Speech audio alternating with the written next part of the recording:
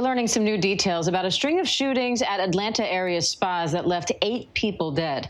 Police say the 21-year-old suspect admitted to the shooting, saying he blames the spas for providing an outlet for his addiction to sex. Police also say he was heading to Florida, intending to carry out more attacks when they arrested him. Steve OSUNSAMI joins us live now from Atlanta, where he's been following this story. Steve, what's the latest in this investigation? Well, the latest is the motive for these shootings appears to be a little different than what we thought just last night. We still, of course, know that 6 of the victims who died were Asian, and so there is a great deal of concern about violence against Asian Americans. Alarms were set in cities across the country because of this incident, but police are now saying that this was less about the victims being mostly Asian and more about the suspect's alleged sex addiction. They're saying that he is talking tonight. He's under arrest. He is talking. He is telling them that he was frustrated with the fact that these were locations that he used to frequent. I just want to give you somewhat of a lay of the land. I am on Piedmont Road in Atlanta. Across the street from me, the Gold Spa, that's the second location that this accused gunman is accused of shooting up. Directly in front of me is the third location. The first location was in the suburbs north of town. These are both 24-hour spas. This is an area with a lot of strip clubs. There's another 24-hour spa next door. There's a sex toy store just up the street. The mayor is now trying to underline that people shouldn't be blaming any of the victims, that the people who were killed are all victims no matter the circumstances.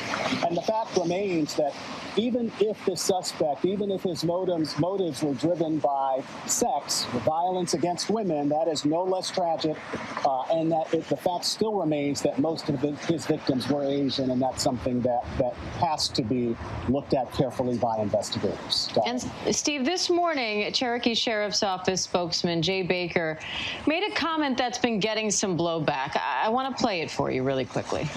Well, I spoke with investigators. They interviewed him this morning, and they got that impression that, yes, he understood the gravity of it, and he was pretty much fed up at the end of his rope, and yesterday was a really bad day for him, and this is what he did. Steve, yesterday was a really bad day for him. What do you think the sheriff meant by that, or the spokesman?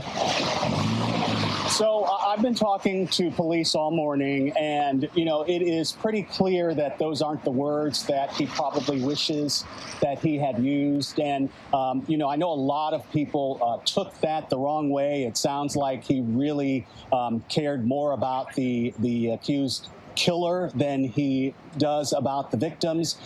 Police aren't officially responding to that, but I'm sure, based on the conversations that I've had, that they wish that he had used slightly different words. I will say that, these are authorities who've been up all night, who have been talking to this accused killer, who found him hours south of the city, who have been interviewing suspects here and in Cherokee County.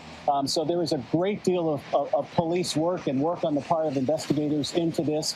And I will say that up until this morning, even the authorities, if you listen to their radio calls, they believed that they had someone who was going on a killing spree at Asian businesses and was targeting Asian Americans.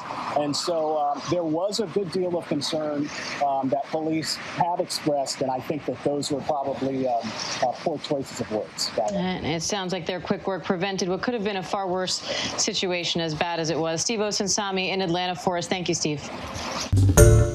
Hi, everyone. George Stephanopoulos here. Thanks for checking out the ABC News YouTube channel. If you'd like to get more videos, show highlights, and watch live event coverage, click on the right over here to subscribe to our channel. And don't forget to download the ABC News app for breaking news alerts. Thanks for watching.